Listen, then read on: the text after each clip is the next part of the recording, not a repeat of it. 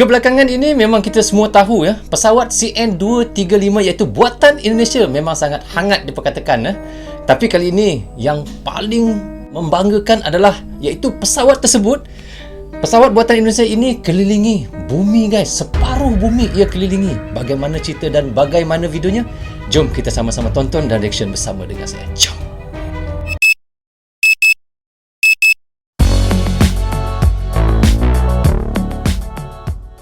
Hai guys, Assalamualaikum. Apa khabar semua? Berjumpa lagi kita di dalam Brozul Channel guys. Apa khabar anda orang Indonesia, orang Malaysia, orang Brunei, orang Singapura dan di seluruh dunia? Apa khabar anda semua? Saya doakan semoga anda sentiasa sihat, sentiasa dalam rahmat Allah, sentiasa dalam lindungan Allah dan sentiasa diberkati oleh Allah Subhanahu Taala. Itulah sebaik-baiknya rezeki yang Allah berikan kepada kita, iaitu kesihatan dan umur yang panjang. Okey guys, hari ini saya nak reaction lagi satu lagi video daripada analisis militer. Okey, kini subscribernya wow, hampir 1 juta guys. 944,000. Wow, anda boleh pergi ke channelnya, subscribe, tekan butang loceng supaya ia cepat pergi ke tembus 1 juta tanda sokongan anda kepada analisis militer, kerana ia banyak mengetengahkan tentang berita-berita yang hangat di Indonesia. Dan kini tajuk yang kita nak reactionkan seperti yang saya katakan di intro tadi, dramatis dan penuh tantangan. Pesawat buatan Indonesia ini kelilingi separuh bumi. Wow guys, separuh bumi guys. Bagaimana video dan bagaimana ceritanya? Mari kita sama-sama tonton dan reaction bersama dengan saya. Jom kita mulakan dengan kiraan 1, 2, 3. Kisah nyata penuh drama dan mendebarkan. Siapa yang tidak kenal dengan pesawat CN235 buatan PT Dirgantara Indonesia? Sudah banyak negara yang membeli dan memakai pesawat hasil kerjasama Indonesia dan Spanyol ini, terutama untuk kepentingan militer. Sebut saja Indonesia, Thailand, Malaysia, Brunei, Pakistan, Korea Selatan, Uni Emirat Arab, Senegal, Pantai Gading, dan lainnya.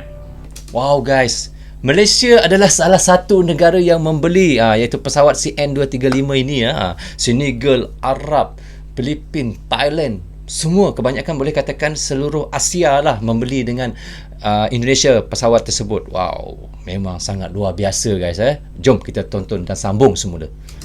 Pesawat ini juga menjadi salah satu saksi mata masa-masa keemasan dan masa suram PT Dirgantara Indonesia yang sebelumnya dikenal dengan nama IPTN.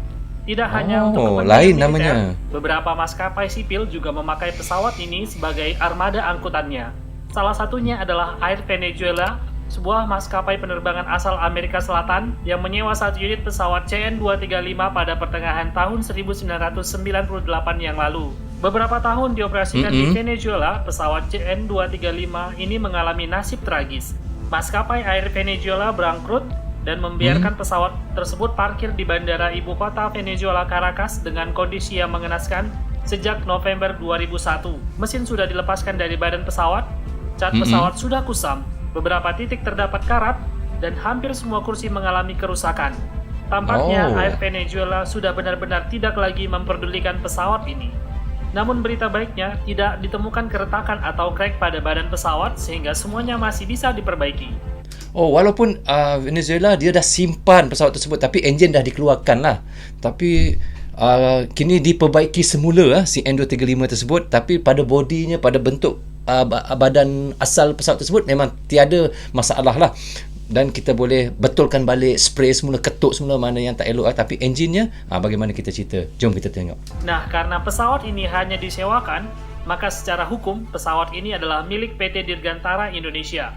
PT DI yang kala itu mulai bangkit kembali, ingin mengambil kembali pesawat ini dan membawanya pulang ke Indonesia. Pesawat tersebut apabila sudah digunakan oleh Venezuela, maka PT Indonesia ambil semula pesawat tersebut dan dibaiki semula dan kini menjadi milik Indonesia semula. Memang begitulah sepatutnya. Itu saja untuk disewakan kepada pihak lainnya. Untuk disewa pada pihak lain. lain. Misi penjemputan pesawat ini pada bulan Februari 2002 diutus beberapa tenaga ahli dari PT Dirgantara Indonesia, diantaranya adalah Bapak Joko Widadio. Mereka diharuskan untuk memperbaiki pesawat, mengurus surat-surat administrasi, dan membawa pesawat ini pulang ke Indonesia. Sekilas misi ini tampaknya mudah, namun ternyata faktanya berkata lain. Sederet masalah teknis dan administrasi menghambat misi ini. Misi pertama adalah memperbaiki pesawat ini agar bisa diterbangkan kembali. Dan beberapa hari proses perbaikan pesawat CN235 ini sudah selesai, semua tampaknya berjalan mulus dan sesuai dengan rencana. Pada tanggal 8 April 2002, izin terbang sudah dikeluarkan oleh pihak terkait di Venezuela. Dan pada hari itu juga pesawat ini menjalani uji terbang untuk memastikan semua sistemnya bekerja dengan baik. Pesawat ini langsung mulai menjalankan penerbangan pulang ke Indonesia. Wow, kapal terbang tersebut, pesawat tersebut CN235 tu tadi dibaiki oleh semua oleh PT Indonesia. Lepas tu di dalam beberapa hari mereka membaiki enjinnya, bentuk asal pesawat tersebut, dan kini meminta izin daripada Venezuela untuk menerbangkan pesawat tersebut ke Indonesia semula untuk disewakan kepada iaitu negara-negara yang lain untuk menyewa. Wow, memang luar biasa kan? Daripada yang sebuah besi buruk sudah usang, kini dibaiki dan boleh diterbangkan semua. Luar biasa tu guys. Pesawat ini diterbangkan dari Caracas menuju kota kecil Maturin yang juga masih wilayah Venezuela. Di sana tim penjemput akan bermalam dan keesokan paginya akan melanjutkan perjalanan menuju Fortaleza, Brazil. Pagi hari tim sudah bersiap terbang. Namun kopilot berkebangsaan Venezuela melakukan kesalahan saat start mesin. Mesin tidak menyala dan baterai pesawat yang sedari awal sudah lemah menjadi anjlok. Sehingga mau tidak mau untuk menghidupkan mesin pesawat harus dibantu dengan alat ground power, iaitu kalau orang panggil sini jumper semacam pembangkit listrik untuk menghidupkan mesin pesawat. Permasalahannya adalah di kota kecil seperti Maturin, Venezuela, peralatan tersebut sangat sulit ditemukan. Namun tenaga ahli PT DI mengakalinya dengan mencarger baterai pesawat tersebut di salah satu toko onderdil di kota tersebut.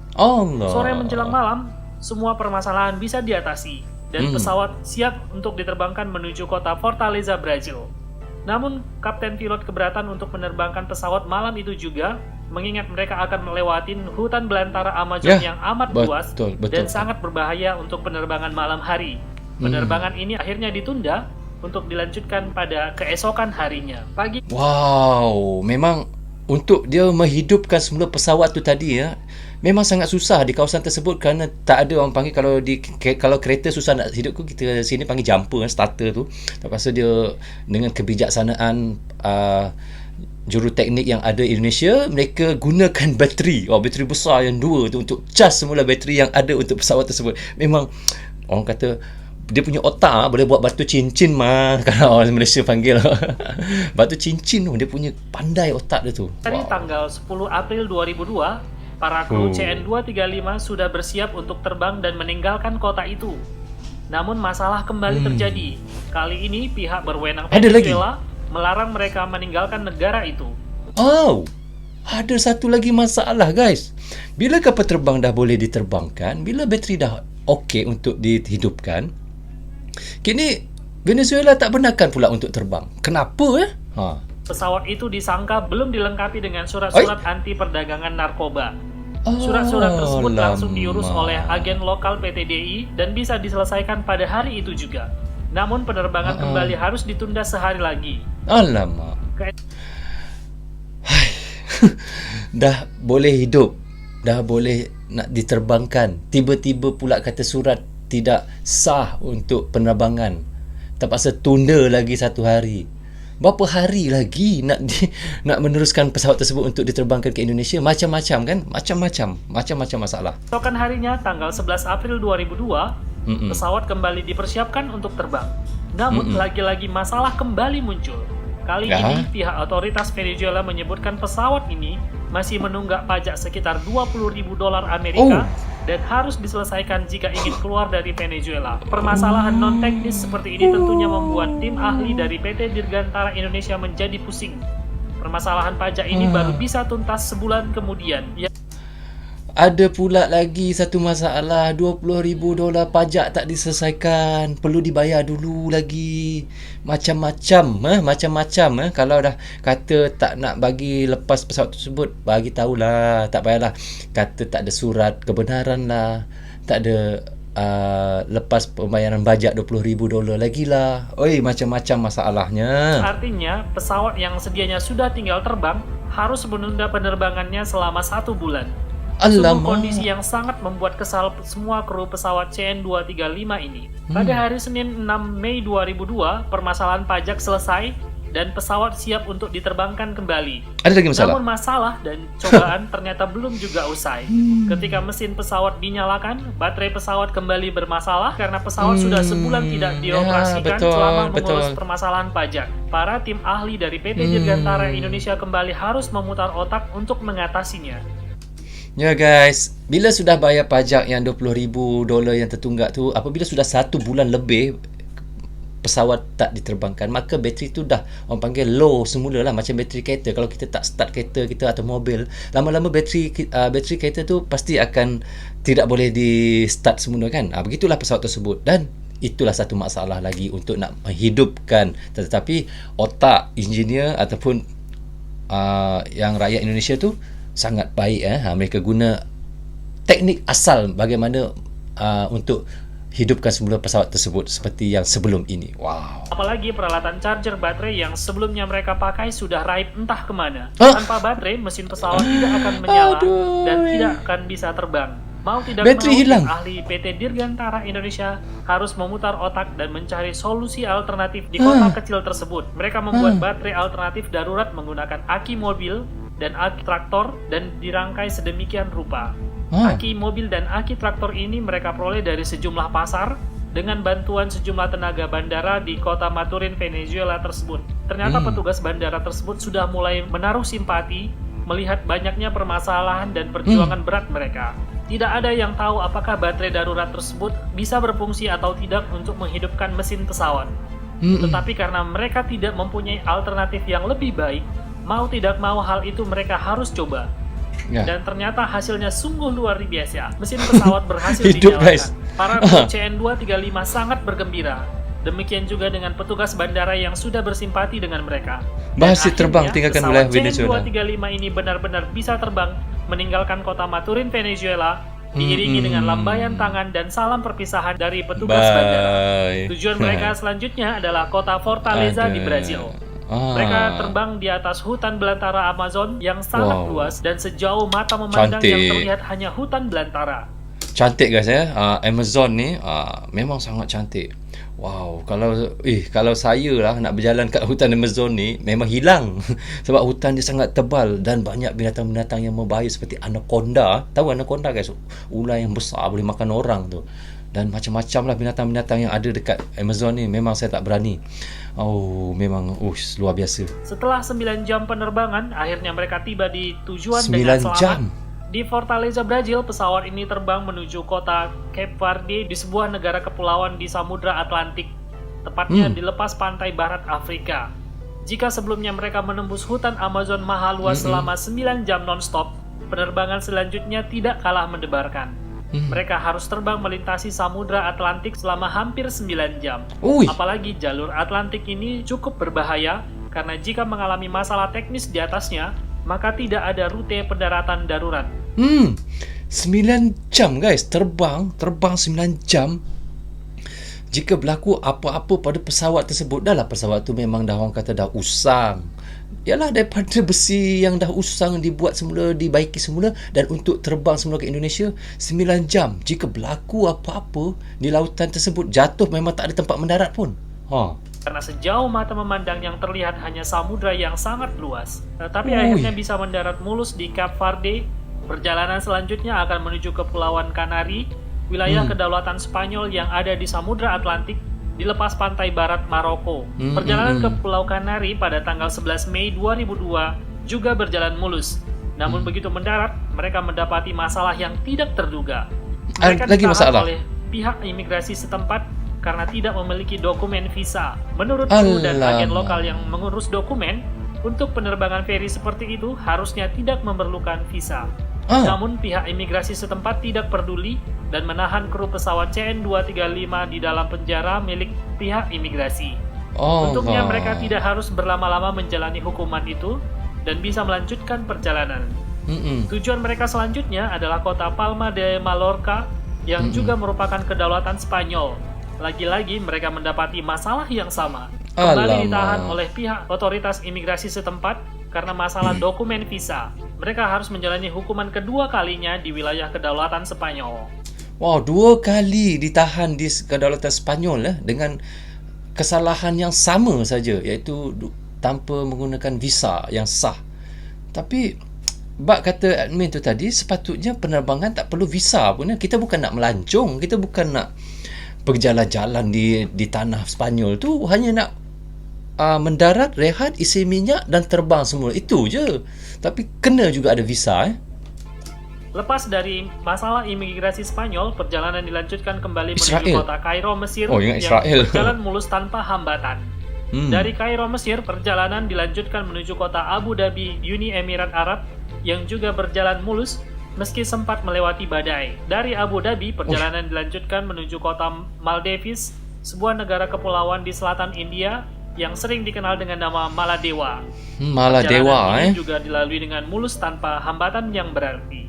Wow. Wilayah Maldives adalah wilayah persinggahan terakhir sebelum masuk ke wilayah udara Indonesia. Ya, Karena last, dari Maldives, perjalanan dilanjutkan menuju kota Medan di Sumatera Utara. Para kru dan tenaga ahli yang terlibat begitu lega ketika akhirnya pesawat berhasil memasuki wilayah udara Indonesia dan mendarat mulus di kota Medan. Betul. Keesokan harinya, tepat pada tanggal 18 Mei 2002, pesawat ini 18 kembali Mei diterbangkan 2002. dari Medan menuju Bandung. Pesawat kebanggaan Indonesia ini akhirnya berhasil mendarat di Bandara Hussein Sastra Negara Bandung. Wow. Akhirnya perjalanan panjang mengelilingi separuh bumi selama 40 hari yang penuh drama dan perjuangan berhasil dituntaskan. 40 Perjalanan hari, panjang guys. dan menegangkan ini juga menjadi bukti bahwa pesawat CN235 adalah pesawat yang sangat tangguh. Bagaimana tidak, pesawat yang pada awalnya terbengkalai dengan kondisi yang mengenaskan di... Bayangkan guys, punyalah usangnya, tengok. Usang ni orang Malaysia panggil usang lah. Tapi dibetulkan, dicat semula, dibaiki enjinnya, semua nampak macam baru semua dan diterbangkan semula ke Indonesia, tapi dengan macam-macam rintangan. Venezuela berhasil melewati hutan belantara Amazon dan Samudra Atlantik dan tiba di Indonesia dengan selamat.